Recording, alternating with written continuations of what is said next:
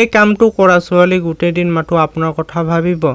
আপুনি যিকোনো ছোৱালীৰ সম্পৰ্কে আধা ঘণ্টা বা 1 ঘণ্টা ভাবি চোৱা, তাক লৈ চিন্তা কৰি দেখিবা আপুনি অলপ হ'লেও তাৰ প্ৰেমত পৰি যাবা। তাৰ প্ৰতি আপোনাৰ ভাল লগা আৰম্ভ হ'ব। এই বাস্তৱতা, কাৰণ সাইকোলজিৰ মতে এজন মানুহ কাৰোবাৰ কথা যিমানে ভাবিব সিমানে তাৰ প্ৰেমত পৰি যাব। সেয়ে আজি মই আপোনালোকক মজাৰ 2টা টেকনিক শিকাম। ছোৱালীৰ লগত কথা কোৱাৰ সময়ত যদি এই কৌশলবিলাক ব্যৱহাৰ কৰা, তেতিয়া ছোৱালী গোটেই দিন বা গোটেই ৰাতি মাথো আপোনাৰ কথা ভাবিবলৈ বাধ্য হ'ব। ছোৱালীৰ মূৰত সকলো সময়তে আপোনাৰ কথাই বাৰে বাৰে আহি থাকিব।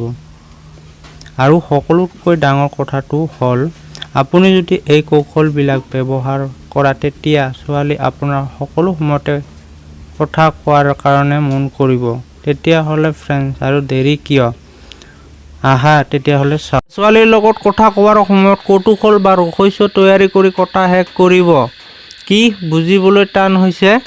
ঠিক আছে, উদাহৰণ সহকাৰে বুজাই কৈছোঁ যে ছোৱালীৰ জাতীয় সমস্যা হ'ল সিহঁতে যিকোনো কাৰণতে জানিবলৈ অলপতে বেছিকৈ ভাবিবলৈ ধৰে।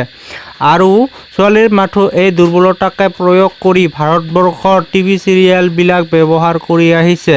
এই প্ৰতিটো খণ্ডৰ একেবাৰে শেষত এটা ৰহস্য বা কৌতূহল তৈয়াৰী কৰি খণ্ডটো শেষ কৰে। আৰু ছোৱালী এটাৰ পিছত কি হ'ব এইটো লৈ তাৰ পিছত ইমানে ভাবিবলৈ লয় যে সিহঁতে চিৰিয়েলৰ প্ৰেমত পৰি যায় বা সিহঁতৰ চিৰিয়েলৰ প্ৰতি নিচা ধৰি যায়।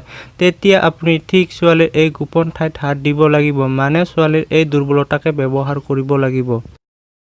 সেইটো কেনেকৈ কৰিব লাগে কৈ আছোঁ। সাধাৰণতে আপুনি যেতিয়া কোনোবা ছোৱালীৰ লগত কথা ক'ব, তেতিয়া আপুনি এইদৰে কথা ধুনীয়াকৈ শেষ কৰি তাৰ পাছত বাই দিয়া।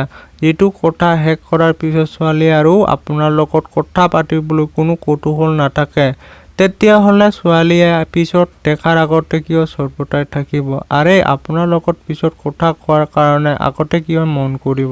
আপোনাৰ লগত কেতিয়া কথা হ'ব তাৰ কাৰণে ছোৱালীয়ে ছটফটাই থাকিব লাগিব। তেতিয়া আপোনাৰ কথা মাথো ভাবিব।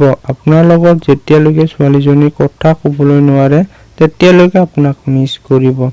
সেইকাৰণে এতিয়াৰ পৰা আপুনি যেতিয়া কোনোবা ছোৱালীৰ লগত কথা পাতিব, তেতিয়া কথা শেষ কৰাৰ আগতে চেষ্টা কৰিব এনেকুৱা গল্প বা এনেকুৱা এটা কথা আৰম্ভ কৰাৰ, যিটো সম্পূৰ্ণ শুনাৰ কাৰণে ছোৱালীজনীৰ পৰা আগ্ৰহী বা আৱেগিক হৈ পৰে। আৰু যেতিয়া দেখিবা ছোৱালীজনী পুৰা কৌতূহলী হৈ পৰিছে, ছোৱালীয়ে বহুত আগ্ৰহী হৈ পৰিছে সম্পূৰ্ণ ঘটনাটোৰ কাৰণে, ঠিক তেতিয়া যিকোনো ব্যস্ততা দেখুৱাই কথাৰ মাজৰ পৰা সোনকালে কথা শেষ কৰিব। যেনে মনত কৰা, আপুনি ছোৱালীজনীক ক'ব, আজি ৰাতি নহয় বহুত এটা মজাৰ সপোন দেখিছিলোঁ। সপোনটো দেখাৰ পিছত টোপনিৰ পৰা উঠি মনে মনে হাঁহিছিলোঁ। আৰু তাৰ মজাৰ কথাটো কি জানেনে? সপোনটো আছিল তোমাক লৈয়ে। আপোনাৰ ইঞ্জেকচনটো লগোৱা হৈ গৈছে। এতিয়া দেখিবা ছোৱালী কেনেকৈ ছটফটাবলৈ ধৰিছে আপোনাৰ সম্পূৰ্ণ ঘটনাটো শুনাৰ কাৰণে। তাৰ পিছত আপুনি কাহিনী বনাই কৈ থাকা আৰু কাহিনীৰ মূল আকৰ্ষণৰ পিনে যাই থাকা। দেখিবা ছোৱালী বহুত মনোযোগেদি আপোনাৰ ঘটনাটো শুনি আছে আৰু অপেক্ষা কৰি আছে কেতিয়া মূল আকৰ্ষণটো আহিব। ঠিক তেতিয়া কাহিনীৰ মাজৰ পথৰ পৰা যিকোনো ব্যস্ততা দেখুৱাই আপুনি কোৱা, আজি সময় নাই, পিছত কেতিয়াবা সম্পূৰ্ণ ঘটনাটো কম, বাই। এতিয়া আপুনি গুচি যোৱা। এতিয়া ফ্ৰেণ্ডছ মজা দেখিবা ছোৱালীৰ মূৰত বহুত প্ৰশ্ন ঘূৰি থাকিব। সপোনটোৰ মূল আকৰ্ষণটো কেনেকুৱা হ'ব পাৰে বা ইয়াৰ পিছত কি ঘটিছিল? আৰু এই সপোনটোত তেনেকুৱা কি ঘটিছিল যিটো দেখাৰ পিছত সি টোপনিৰ পৰা উঠি বহুত হাঁহিছিলে? আচ্ছা, এই সপোনটোত নেকি ময়ো আছিলোঁ? তাৰ মানে কি? সপোনত মোৰ লগত তেনেকুৱা কোনো হৈছিল নেকি? ইত্যাদি ইত্যাদি। এনেকুৱা বহুত প্ৰশ্নৰ চিন্তা ছোৱালীয়ে গোটেই দিন আপোনাৰ কথাকে ভাবিব, আপোনাৰ লগত কেতিয়া কথা হ'ব আৰু সম্পূৰ্ণ ঘটনাটো শুনিব। সেই অপেক্ষাই সি সকলো সময়তে আপোনাক মিছ কৰিব। আৰু ভিডিঅ'টোৰ আৰম্ভণিতেইতো কৈছিলোঁ, কোনোবাই যাক যিমানলৈ ভাবিব সিমানে তাৰ প্ৰেমত পৰিব। এনেকৈ ছোৱালীৰ লগত কথা কোৱাৰ সময়ত আপুনি কৌতূহল বা ৰহস্য তৈয়াৰী কৰি ফটককে কথাটো শেষ কৰিব। আশা কৰোঁ মই কি বুজাবলৈ চেষ্টা কৰিছোঁ সেইটো আপোনালোকে ক্লিয়াৰ বুজি পাইছে।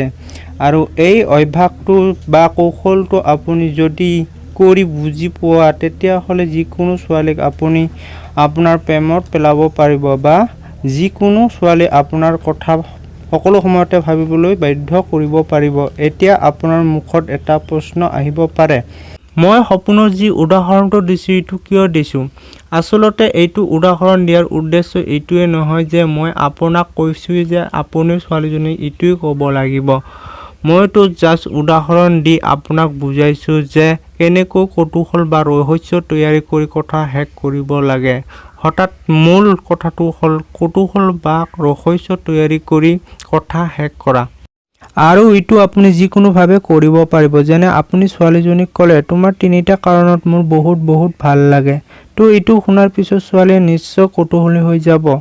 সেই 3টা কাৰণ কি কি এইটো শুনাৰ কাৰণে তেতিয়া আপুনি মনত কৰি ক'লে, নাম্বাৰ 1 তুমি বহুত ধুনীয়াকৈ কথা কোৱা। নাম্বাৰ 2 তুমি ইমান ধুনীয়া তথাপি তোমাৰ মাজত কোনো অহংকাৰ নাই।